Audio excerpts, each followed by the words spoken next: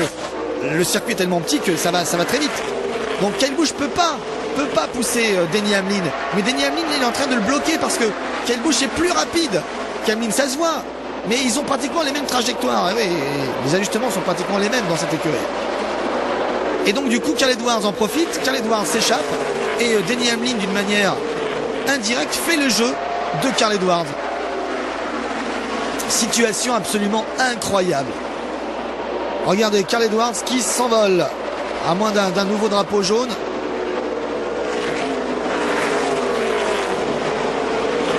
Ça va être dur d'aller chercher Carl Edwards à la régulière. Comme je vous le disais, à moins d'une neutralisation. Et Denny Hamlin qui a besoin de ses points, qui a besoin de finir proprement. Alors Kyle Busch va essayer l'extérieur sans le gêner. Ouais, c'est bien vu de la part de Kyle Busch, hein. C'est très propre ce qu'il fait. On l'a souvent critiqué, surtout quand il était chez Hendrick Motorsports. On l'a souvent critiqué parce que c'était un pilote qui était un petit peu foufou, qui soi-disant ne respectait pas ses adversaires. C'est vrai qu'on a vu faire des courses un petit peu incroyables où il n'hésitait pas à pousser tout le monde. D'ailleurs, il a même ici remporté une course historique puisqu'il a été le premier à gagner avec une cote.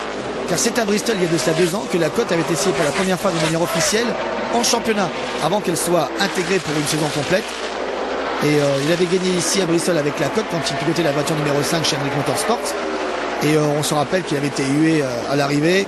Il n'avait pas été très d'ailleurs magnanime sur la Victory Lane. Pas trop respecté cette nouvelle voiture. Il avait dit qu'il n'aimait pas. En attendant, cette voiture lui avait donné la victoire. C'est sur ce genre en effet de déclaration que Kyle Busch s'est fait un petit peu un nom. Et aussi un style qui n'est pas apprécié de tous. Mais aujourd'hui, on ne peut rien dire. Kyle Busch est en tête du classement général. Il a 7 victoires. Et on va voir si il va pouvoir revenir sur Carl Edwards. Parce que maintenant, Carl Edwards, ça devient un vrai rival. Là, dans le sens propre et figuré. On a vu comment il a gagné cette première place. C'est-à-dire que Kyle Busch, ça va lui rester en travers de la gorge. Et surtout, depuis les dernières semaines, il y a vraiment 2 hommes qui sont au-dessus du lot. Il y a Carl Edwards, qui a gagné au Michigan, qui a gagné aussi à Pocono. Et il y a Kyle Busch qui a gagné à Watkins Glen. Et surtout Kyle Busch qui avait gagné 3 courses de suite. Loudon, Daytona, Chicago. C'est vraiment peut-être là que la course est en train de basculer. Et on voit que Kyle Busch ne pourra pas aller contre l'histoire. On s'est aperçu, et la statistique l'expliquait, que sur les 5 dernières courses, l'homme qui a le plus mené de tours n'a pas remporté la victoire, n'a pas remporté la course, n'a pas gagné. Eh bien, ça risque d'être le cas encore pour Kyle Busch s'il n'arrive pas à revenir sur Carl Edwards, parce que Kyle Busch a le plus mené aujourd'hui. Il est à plus de 400 tours. Et je pense que le compteur risque de s'arrêter là si la course reste sous drapeau vert, parce qu'on voit mal comment il pourrait revenir sur Carl Edwards, telle l'avance du numéro 99 est importante. Eh bien, voyez-vous, comme Tony Stewart, la dernière fois, c'est-à-dire ici au mois de mars, Kyle Busch, son coéquipier, mène le plus long de tours, mais malheureusement se fait voler la vedette par une autre voiture. Allez, il reste 6 tours. Kyle Busch va essayer peut-être de faire son effort, mais franchement, je vois mal comment il va pouvoir revenir à la régulière. Il a 2 secondes de retard sur Carl Edwards. Alors ça veut dire que si les positions restent ainsi, Carl Edwards va avoir 6 victoires et 50 points de bonus. Ça veut dire que pour l'instant, Kyle Busch va démarrer les playoffs avec 30 points d'avance seulement sur Carl Edwards. Les autres pilotes qui ont remporté les courses auront donc 10 points de bonus et vont être classés en fonction bien sûr et de leur victoire, mais aussi pour les départager en fonction des top 5. Et seul Jimmy Johnson a plus d'une victoire, parce que Jimmy Johnson a 3 victoires cette saison, donc il démarra avec 30 points de bonus. Il a 2 victoires, pardon. Cette saison, il démarra avec 20 points de bonus. Kasey Kahne a 2 victoires aussi, il a 20 points de bonus, mais pour l'instant, Kasey Kahne est sorti des playoffs. Alors attention, il va rester 2 courses après Bristol. Il va rester Fontana et son circuit grand et rapide en Californie. Et surtout, la fatidique course de Richmond. Petit circuit, où d'ailleurs il sera pas étonnant de retrouver ces châssis-là, car le châssis que beaucoup d'écuries utilisent aujourd'hui à Bristol est le même qu'ils vont emmener à Richmond, puisque Richmond est aussi considéré comme un petit circuit. Donc attention, le châssis de Carl Edwards, la voiture de Carl Edwards, une voiture victorieuse. Il risque d'être encore là pour Richmond dans 2 courses. En tout cas, c'est fait.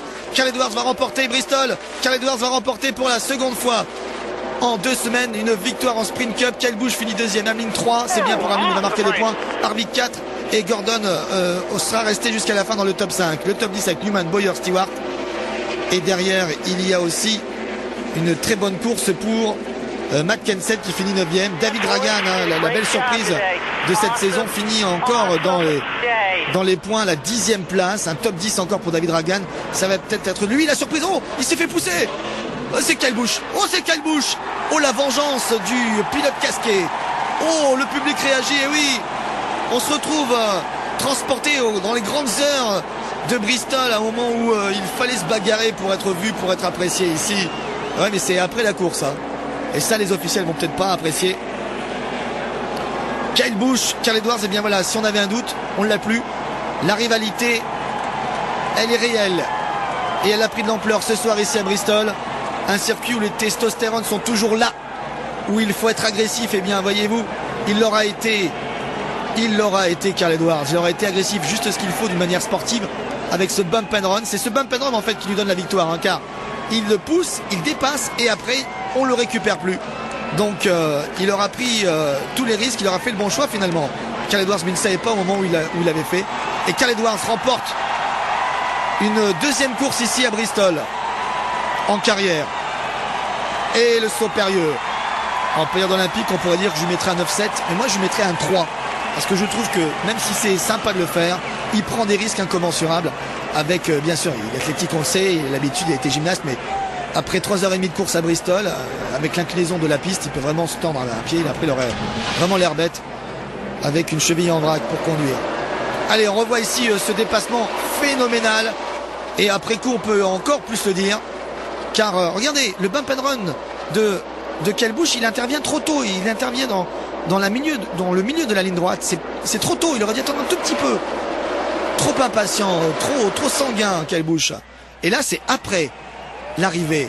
Kyle Busch qui va dire à Carl Edwards ce qu'il pense de lui, et Carl Edwards qui lui en remet un petit coup derrière. Allez, on est avec Kyle Busch, ça va être intéressant de savoir ce qu'il va dire. Alors, pensez-vous qu'il vous a dépassé d'une manière irrégulière sur la piste? Non, enfin moi j'étais un petit peu survireur et tout ça, mais...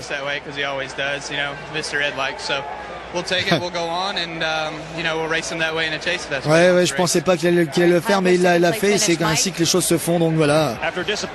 Et voici Carl Edwards, donc, qui une nouvelle fois est sur la victory lane de Bristol.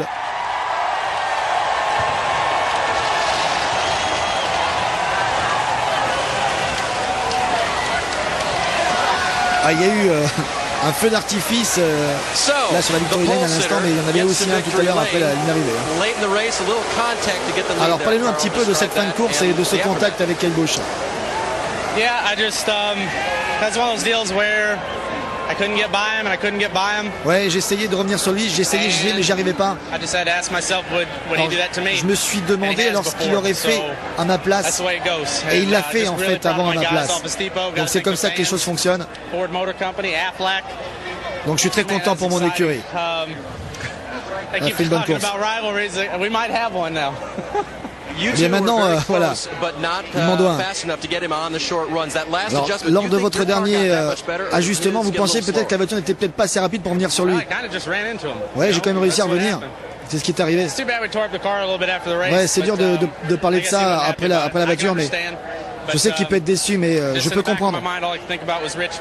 Ouais, je pense qu'il doit se rappeler aussi de Richmond, la course de Nationwide, où il avait fait un petit peu la même chose sur moi. C'est comme ça, c'est la course. J'ai beaucoup de respect pour lui, il est très rapide, hein. Mais